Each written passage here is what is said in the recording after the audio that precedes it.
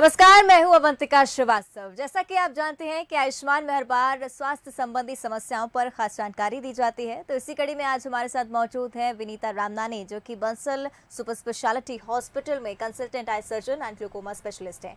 विनीता जी, बहुत बहुत स्वागत है आपका बंसल न्यूज पर। नमस्कार, धन्यवाद। चलिए, तो विनीता जी से आज हम चर्चा करेंगे डायबिटीज और उसके आंखों के रिलेशन के बारे में, और उससे जुड़े अगर आपके भी कुछ सवाल हैं तो स्क्रीन पे दिए गए नंबर्स पर आप कॉल कर सकते हैं और सीधे अपना सवाल पूछ सकते हैं डॉक्टर विनीता से। मैम, हम चर्चा की शुरुआत करेंगे और सबसे पहले जानना चाहेंगे कि डायबिटीज का आंखों पर कैसा असर पड़ता है।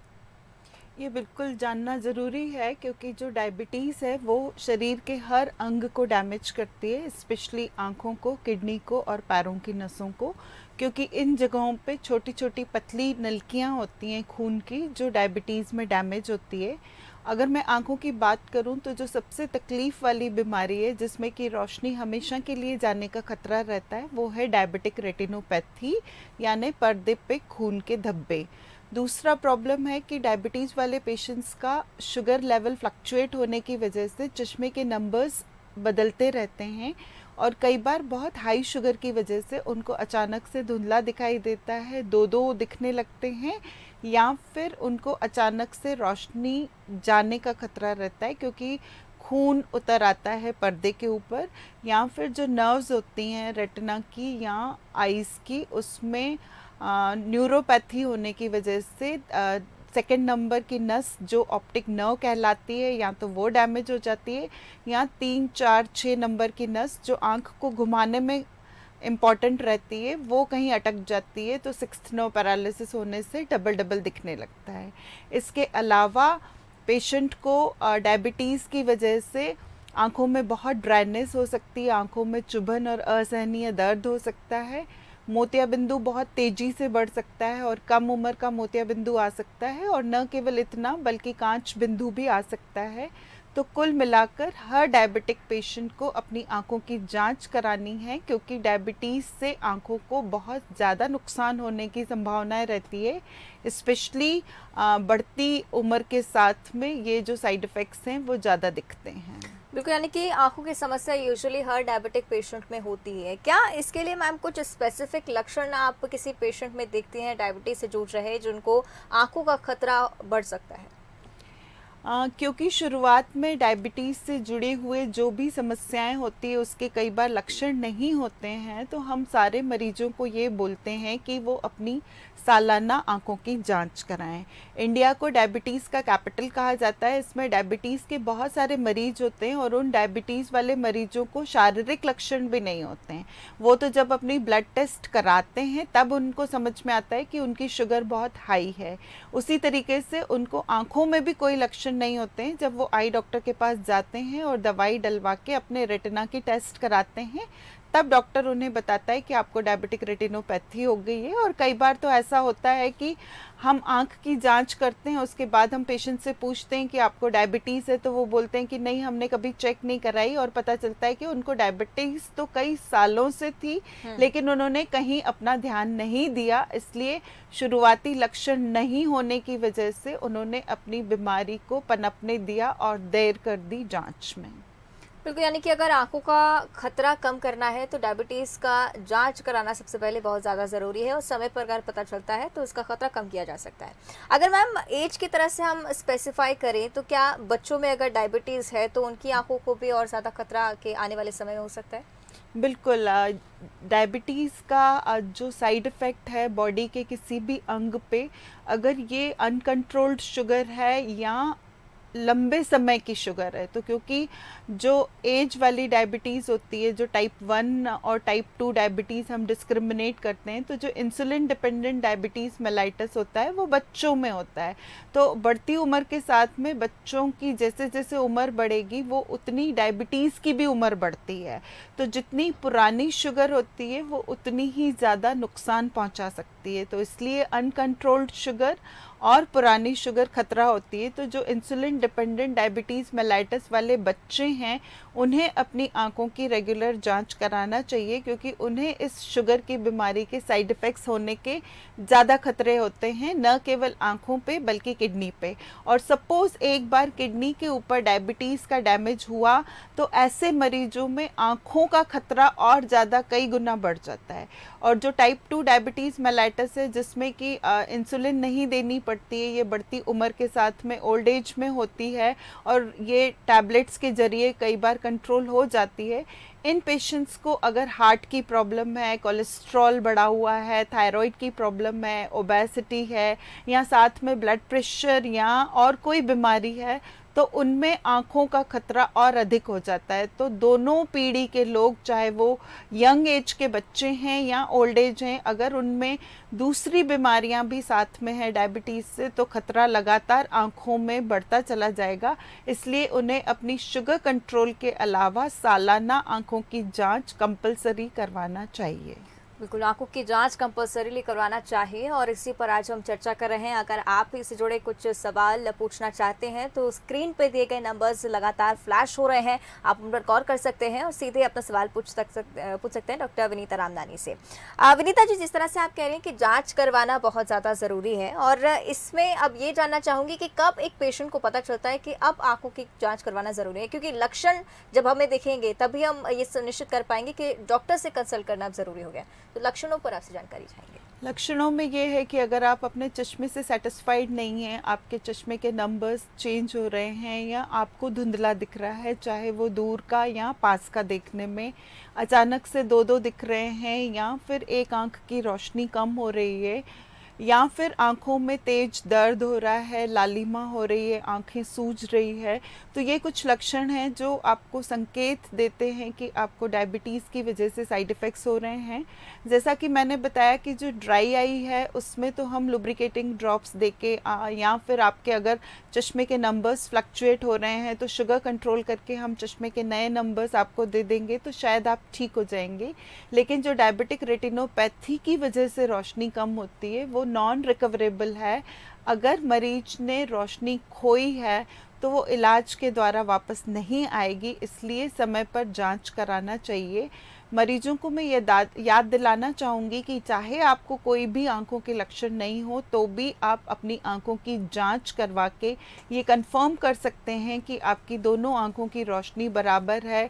आपको कोई और प्रिकॉशनरी ड्रॉप्स या कोई जांच तो नहीं करवानी है, क्योंकि कई बार आंख की जब हम जांच करते हैं, जैसे एंजियोग्राफी है, ओसीटी है, तो उसमें हमको जो चेंजेस मिलते हैं, अगर हम उनको प्राइमरी स्टेज पे पहचान कर उनकी रोकथाम कर लेते हैं तो मरीज की रोशनी को बचाया जा सकता है।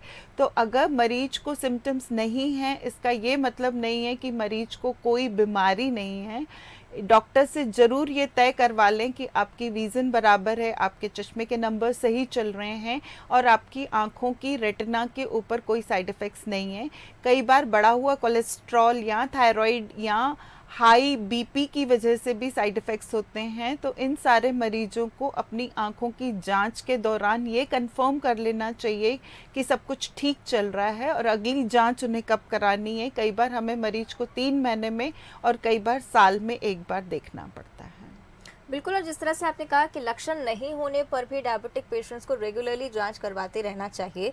अगर लक्षण नहीं दिखते हैं तो किस स्टेज पर उसे समझ आए कि अब कह सकते हैं कि कंसल्ट करना ज़रूरी है, क्योंकि कई बार लक्षण आउटर मोस्ट एरिया में विजिबल नहीं होते हैं, तो ऐसे पेशेंट्स क्या कर सकते हैं? अगर आपकी आंखों में दर्द हो रहा है, आप अपने चश्मे से खुश नहीं हैं, आपको चश्मे के नंबर्स सेटिस्फैक्ट्री नहीं लग रहे हैं, आपको लग रहा है कि चश्मे से भी मुझे कम दिख रहा है, तो आपको डॉक्टर को तुरंत कंसल्ट करना चाहिए।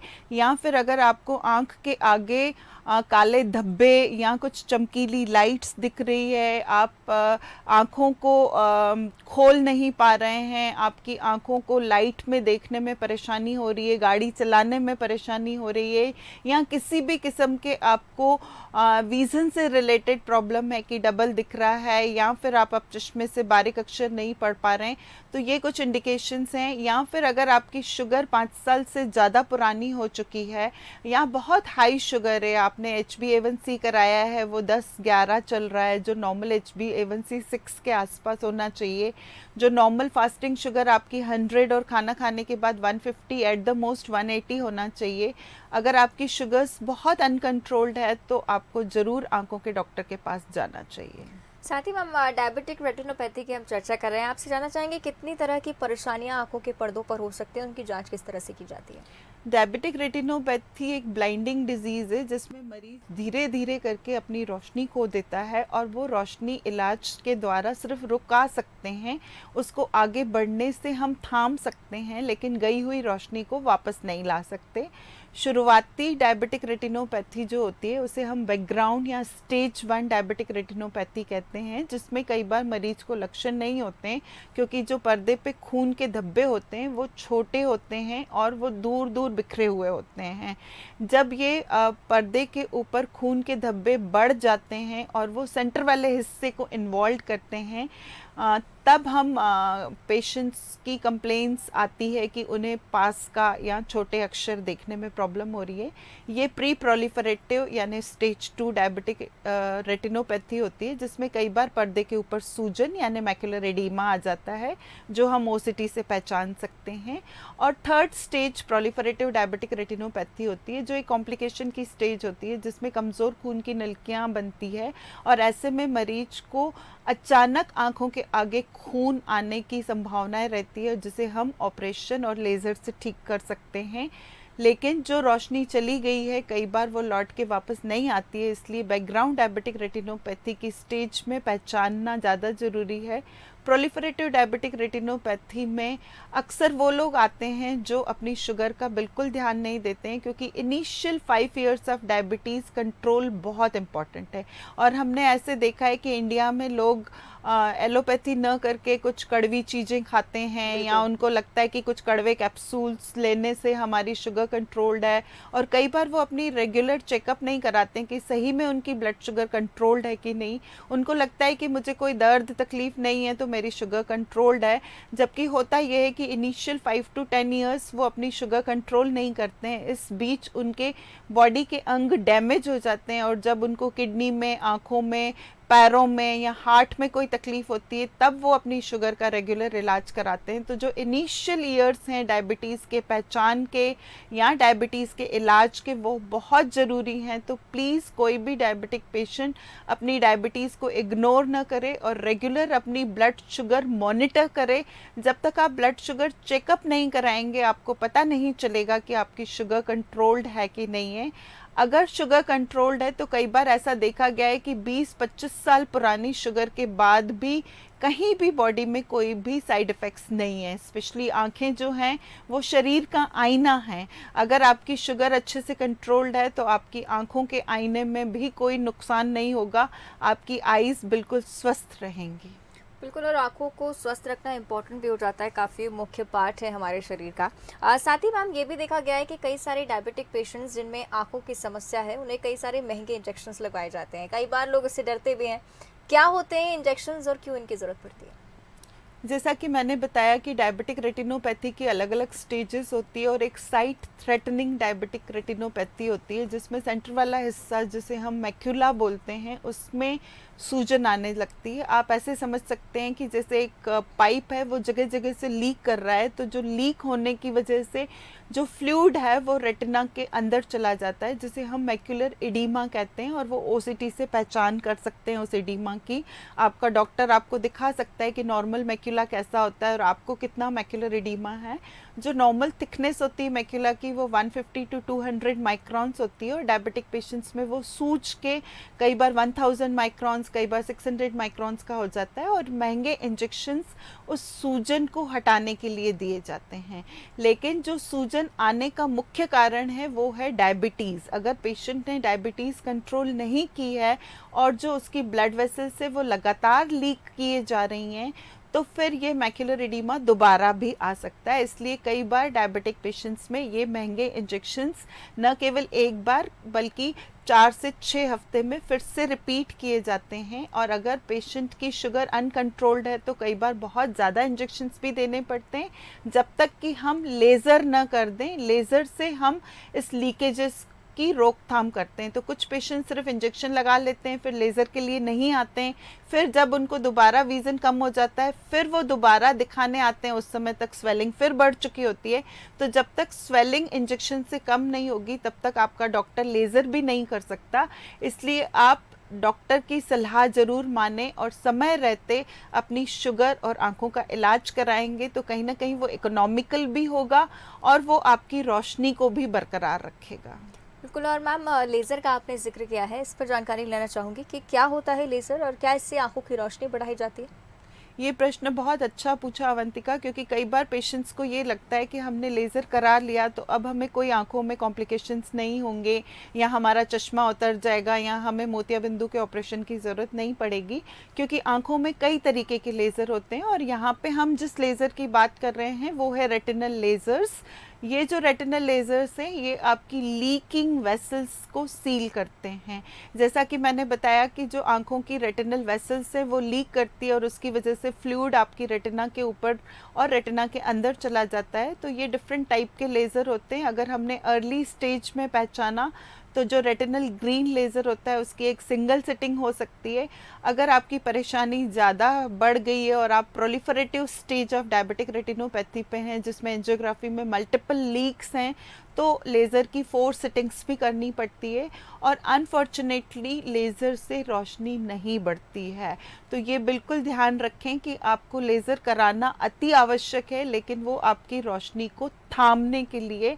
अगर आपने लेज़र्स नहीं कराए तो रोशनी और जाने का खतरा होता है और कई बार वो जो रेटिनल वेसल्स हैं वो बड़ी वेसल लीक करने की वजह से विट्रस हेमरेज हो जाता है, यानी कि पर्दे में खून बहुत ज़्यादा आ जाता है या कई बार पर्दा अपनी जगह से हिल जाता है जिसे हम रेटिनल डिटैचमेंट कहते हैं। और ऐसे पेशेंट्स को फिर महंगे इंजेक्शंस के अलावा सर्जरी और लेज़र भी साथ में करने पड़ते हैं। तो कई बार जो इकोनॉमिकल एस्पेक्ट अगर हम देखें तो अगर मरीज ने समय पर इलाज कराया है तो सस्ता इलाज होता है, और जितना लेट कर दिया, जितना अनकंट्रोल्ड शुगर रही, उतने ज़्यादा कॉम्प्लिकेशंस होते हैं और उतना ही ज़्यादा रोशनी जाने का और पैसे जाने का खतरा रहता है। इसलिए मैं ये कहूँगी कि प्लीज़ आप सब लोग जागें और अपनी समय रहते इलाज कराएं।